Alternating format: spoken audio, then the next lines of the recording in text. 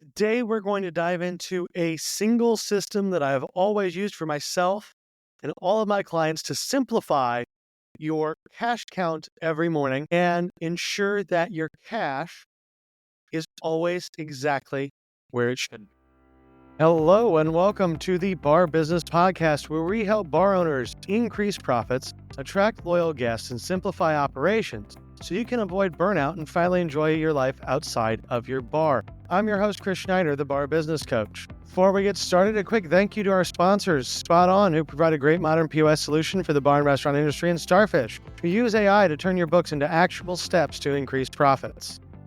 As I mentioned, today we are talking all about cash management. And just to give you a little bit of background, because this is where this came from, was the Facebook group Bar Business Nation that I run. This was a conversation that came up last week, and a lot of people were getting involved.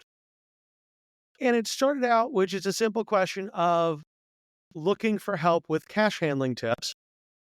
And then as we refined that question down and talked within the group, really what we got down to is how do you properly put a system in place that is going to allow you not to have to count your money every morning, but also provides checks and balances. And so my favorite way to do that is what I have always called a cash to account for form. And I make this form up in Excel. I've had them for myself. I've had them for clients. And it's a very simple form. And it essentially has 3 sections. And I always did these as half sheets because it made life easier and it saved me on paper. So you could do it as a full sheet of paper or a half sheet of paper. It just depends on how you want to do it. Now, a cash to account for form is very simple, and it has 3 sections to the form. Section A is your petty cash count. Section B is your safe count. And section C is your money reconciliation for your deposit. So in section A and B, we're talking count for petty cash and count for the safe. The way I always laid those out was a grid where it didn't say, what's the total amount of money, and you just plug in a number, because that A is too easy and B, it doesn't give you great information. I would always have, pennies, dime, nickels, dimes, or 1 cent, 5 cents, 10 cents, 25 cents, $1. So whatever types of currency I have, I would list out on that form. And then next to that, so if it said $1 and you had 200 $1 bills in the safe, you would just put next to the $1 space 200. Now, I did this for 2 reasons for both petty cash and the safe. A, it was a signal to me, just looking at the form without opening the safe, hey, do I need to go to the bank and get change? Because if I pulled that up and I saw that we had a bunch of 20s and no quarters, okay, I need to go to the bank and buy quarters. But if I looked at the form and it said, well, we have tons of change and we have tons of $1 and $5 bills and not many large bills, okay, I don't need to go to the bank today for that. I might need to go for a deposit or something else, but I don't need to worry about a change order with the bank.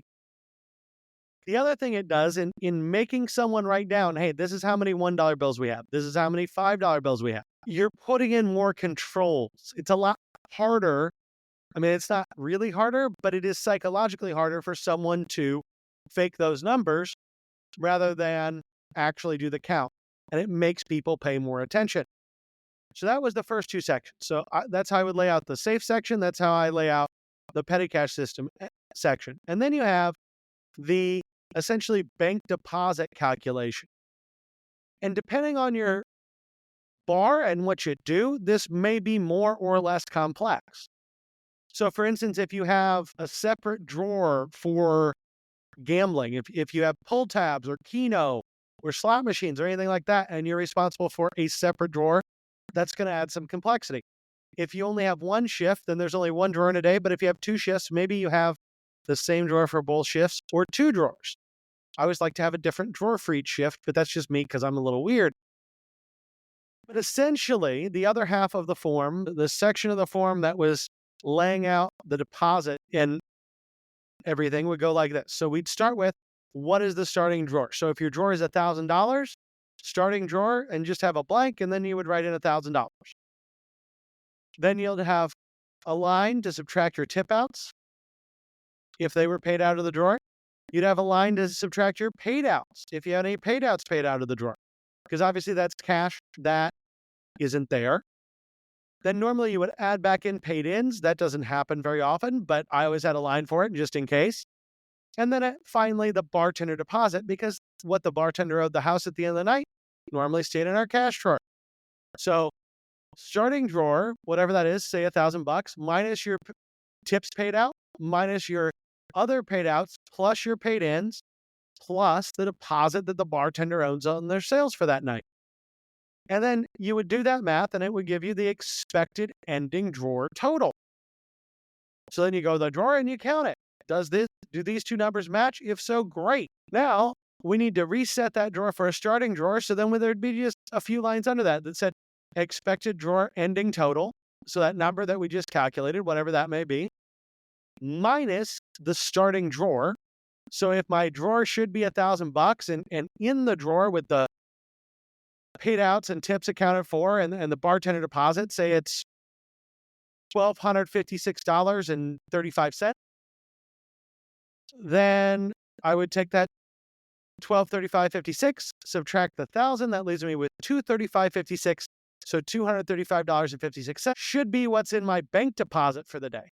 Then to make this even more double checked, if you will, I would take that cash to account for form that the manager filled out. I would staple that to the Z for the day. I would staple to it any paid outs for the day. I would staple to it my server reports for the day. So by the time I'm done, that about wraps it up for today. Financial if you enjoyed today's insights, make sure you like, subscribe, and leave a review. If you are ready to take your bar to the next level, schedule a strategy session with me by clicking the link in the show notes below. If I ever had a question, until next time, have a great day, and we will talk again later. I knew that we had systems in place that prevented theft of cash, and I had a record. If there was ever a question about anything on a specific day, I could just go pull that day, and I have all the financial information for that day in one place, easily accessible with checks and balances involved.